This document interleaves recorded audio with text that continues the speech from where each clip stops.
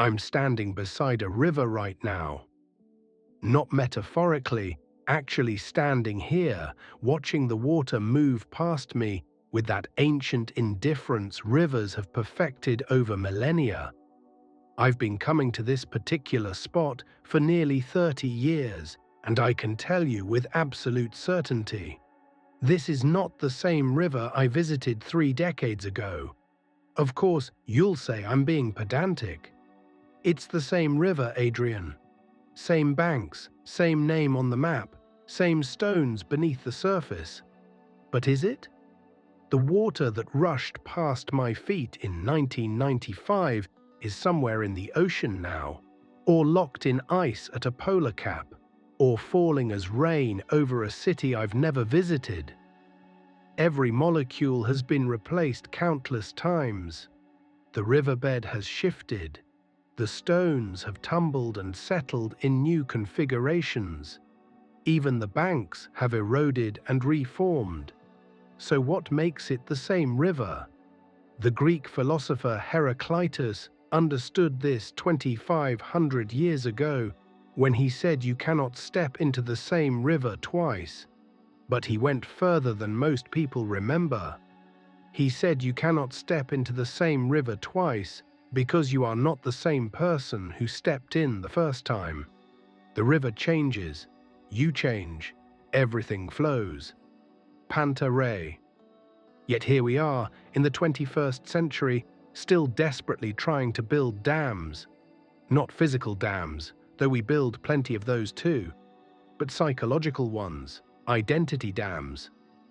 We're terrified of our own fluidity, so we construct elaborate barriers to hold ourselves in place, to freeze the water mid-flow and say, this is who I am, this is my authentic self. I'm 58 years old now. I've been Adrian Vale for nearly 6 decades, and I can tell you, I have been so many different people wearing this name that it's almost comical. There was Adrian, the angry young socialist at 22, absolutely certain that revolution was imminent and necessary.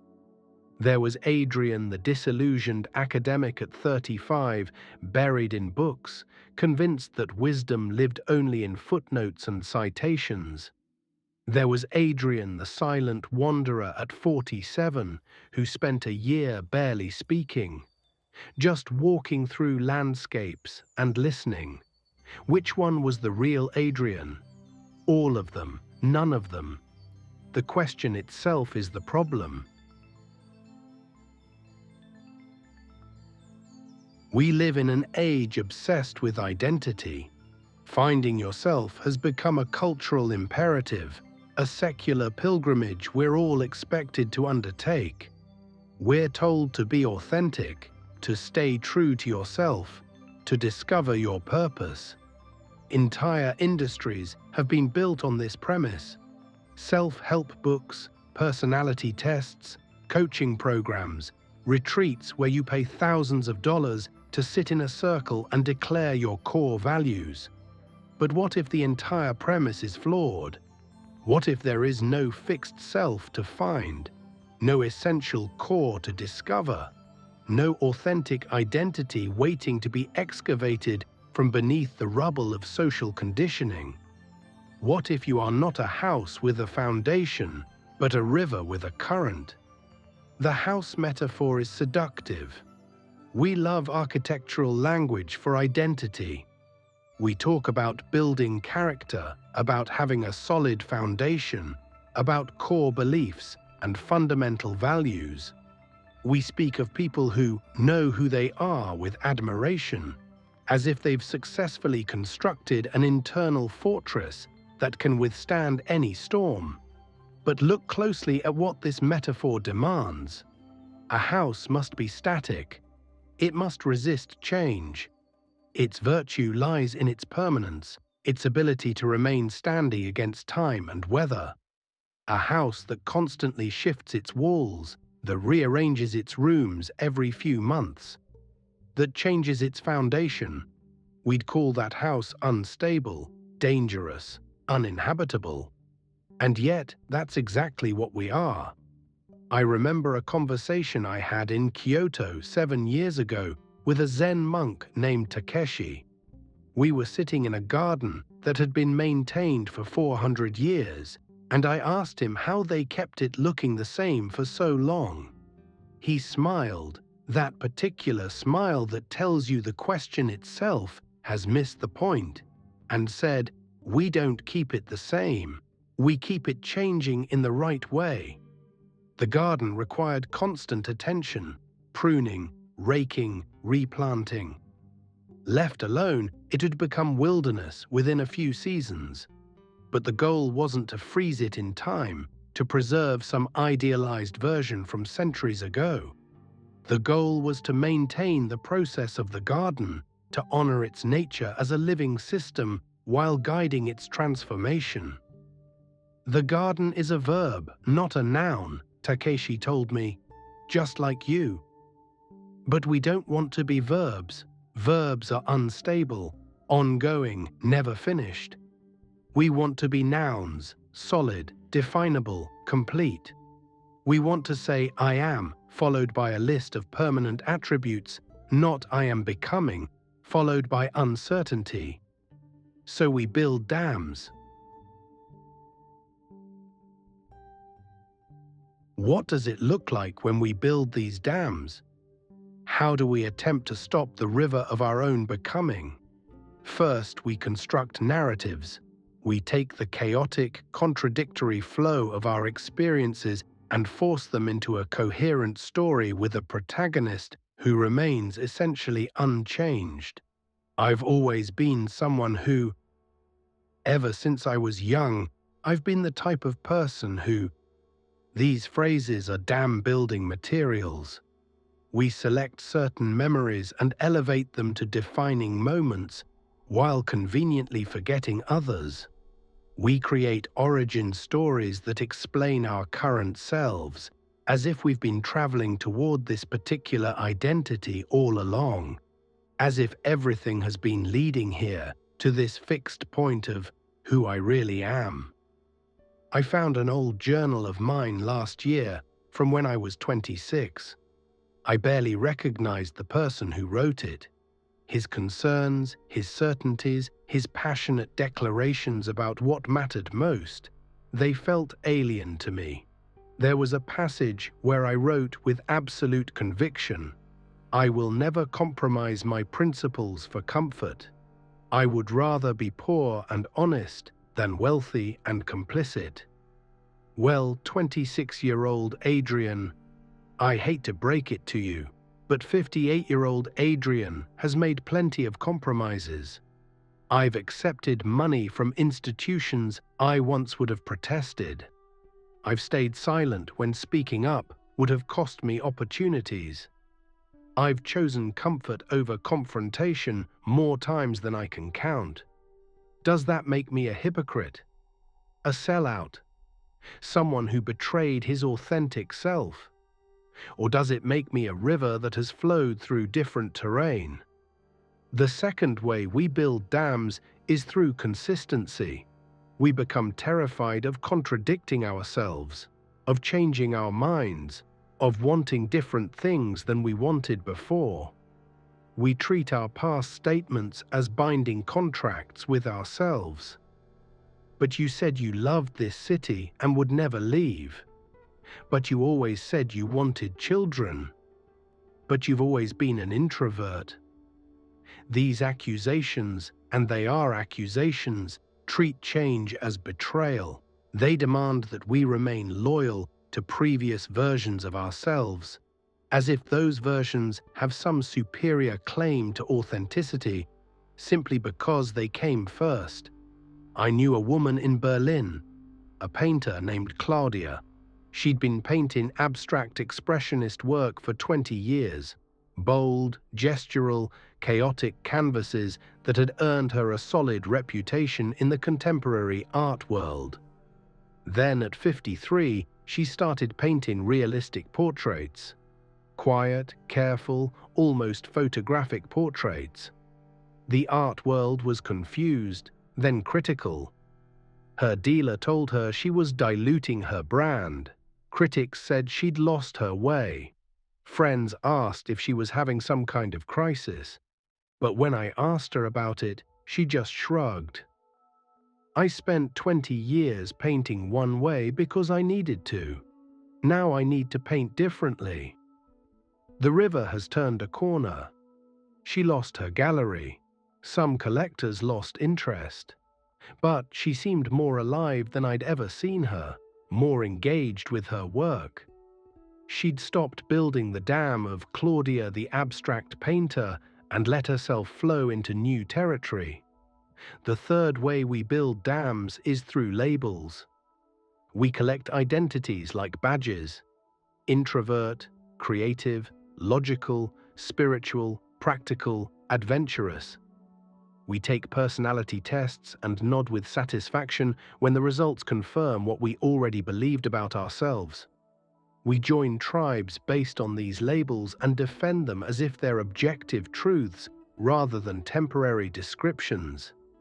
I'm not really a morning person. I'm someone who needs a lot of alone time. I'm just not good with numbers. These statements sound like self-knowledge, but they're actually self-limitation.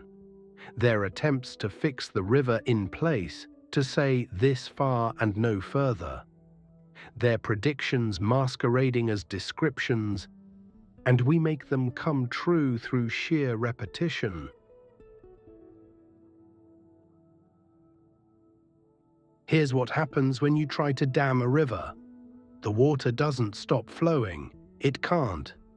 That's not how rivers work. The water keeps coming, pushed by gravity and the endless cycle of precipitation and runoff. So it builds up behind your dam, creating pressure, seeking any crack or weakness, any way to continue its journey. The same thing happens when we try to dam our own becoming. The parts of us that don't fit the identity we've constructed don't simply disappear. They accumulate. They create pressure. They leak out in unexpected ways, in dreams, in sudden outbursts, in the inexplicable attraction to things that aren't really us, in the vague sense of suffocation that so many people feel but can't quite name. I spent my 30s building a very particular dam. I was going to be Adrian the serious intellectual. I read the right books, attended the right conferences, cultivated the right kind of gravitas. I had opinions on Heidegger and Derrida. I could hold forth on phenomenology at dinner parties. I wore a lot of black. But there was this other current in me, this desire for silliness, for play, for the kind of unserious joy I'd had as a child. I loved stupid jokes. I wanted to dance badly to pop music. I was fascinated by magic tricks and optical illusions. None of this fit the identity I was constructing, so I dammed it up, pushed it down, told myself it was childish and beneath me. The pressure built for years. I became rigid, humorless, exhausting to be around, though I didn't realize it at the time. I thought I was being authentic, being true to my intellectual self. Really, I was just being half a person, trying to live as an edited version of my own complexity. The dam broke during a conference in Prague. I was giving a paper on authenticity and self-deception. The irony is not lost on me, when I suddenly couldn't remember what I was trying to say. Not because I'd lost my place in my notes, but because the words felt completely hollow. I was standing there, talking about authentic existence, while living the most inauthentic version of myself I could imagine. I walked off the stage, just left, mid-sentence, walked out of the conference hall and kept walking until I found myself in a park where children were playing. And I sat there and cried, not from sadness, but from the sheer relief of the dam finally breaking. The cost of the dam is this: you lose access to your own fullness. You become a carefully curated museum of yourself rather than a living, flowing process. You spend enormous energy maintaining the barriers, monitoring for any sign of change, any threat to the identity you've constructed, and you miss the landscape. A river that's been dammed doesn't know what's around the next bend. It doesn't discover new terrain, doesn't carve new channels, doesn't feed new tributaries. It just sits there, still and stagnant, slowly filling with sediment. This is what we do when we insist on being true to ourselves, as if there's a fixed self to be true to. We stop exploring, we stop discovering. We mistake consistency for integrity and change for betrayal. I think about the people I've known who seemed most alive, most fully human. None of them were consistent. None of them could be easily labeled or predicted. They were all contradictory, surprising, capable of holding multiple truths simultaneously. They changed their minds. They grew in unexpected directions.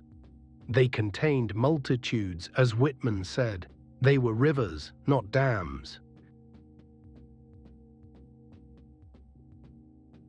So if we're rivers, not houses, if we're processes, not objects, how do we live with that?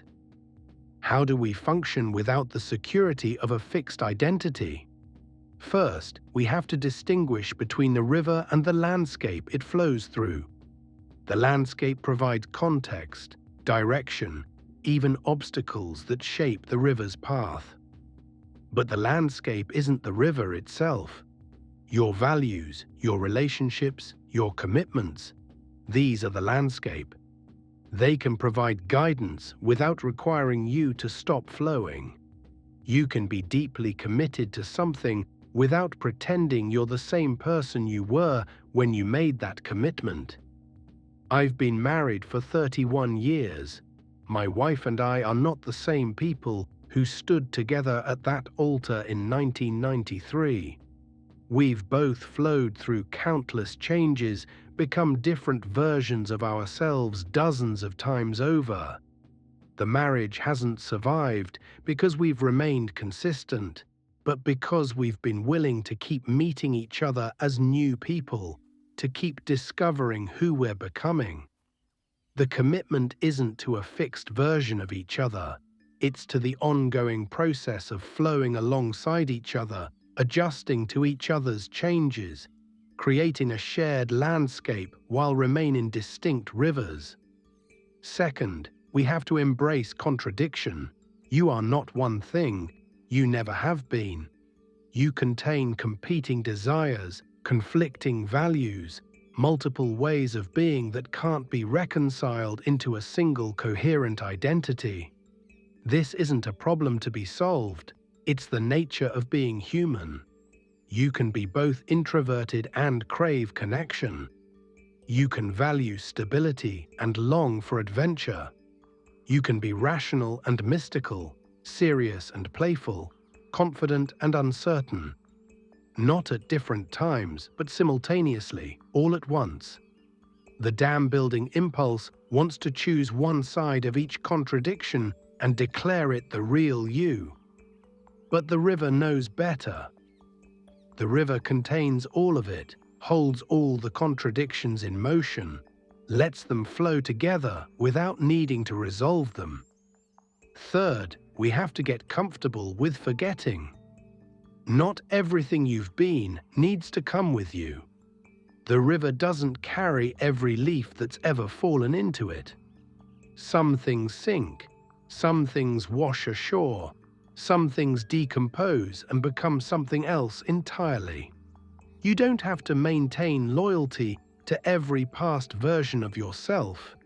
You don't have to justify every change or explain every transformation. You're allowed to become someone your younger self wouldn't recognize or even approve of. I'm not the same person who wrote that passionate journal entry at 26, and I don't need to be. I don't need to either defend my changes or apologize for them. I can honor that younger Adrian, his intensity, his idealism, his certainty, without being bound by his declarations. He was the river at one point in its journey. I'm the river now at this point. We're both the river. Finally, we have to accept that this is frightening. Letting go of fixed identity, embracing your own fluidity, allowing yourself to change without knowing who you'll become. This is genuinely scary. The dam offers security, even if it's the security of a prison. But the alternative to fear isn't certainty, it's trust. Trust that you will keep flowing. Trust that the river knows how to be a river, that you know how to be yourself even as that self keeps changing. Trust that you don't need to control every aspect of your becoming in order to become someone worth being. I'm standing beside this river, the same river that's never the same, and I'm thinking about all the versions of Adrian Vale that have stood here before. The angry one, the certain one, the lost one, the quiet one. They've all looked at this water and seen something different. Today I see permission. Permission to keep changing. Permission to contradict myself. Permission to want different things tomorrow than I wanted yesterday. Permission to be a process rather than a product, a verb rather than a noun, a river rather than a dam. Your personality is not a house, it never was. You are a river, and you've been trying to build a dam, and the water keeps rising, and you keep wondering why you feel so much pressure. Stop building, start flowing. The landscape will guide you. Your commitments will shape you. But nothing requires you to stop being in motion, to freeze yourself in place, to declare, "This is who I am," and defend that declaration against the natural current of your own becoming. You are not betraying yourself by changing.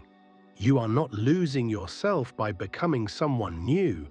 You are not being inauthentic by containing contradictions. You are being a river. And that is exactly what you were always meant to be.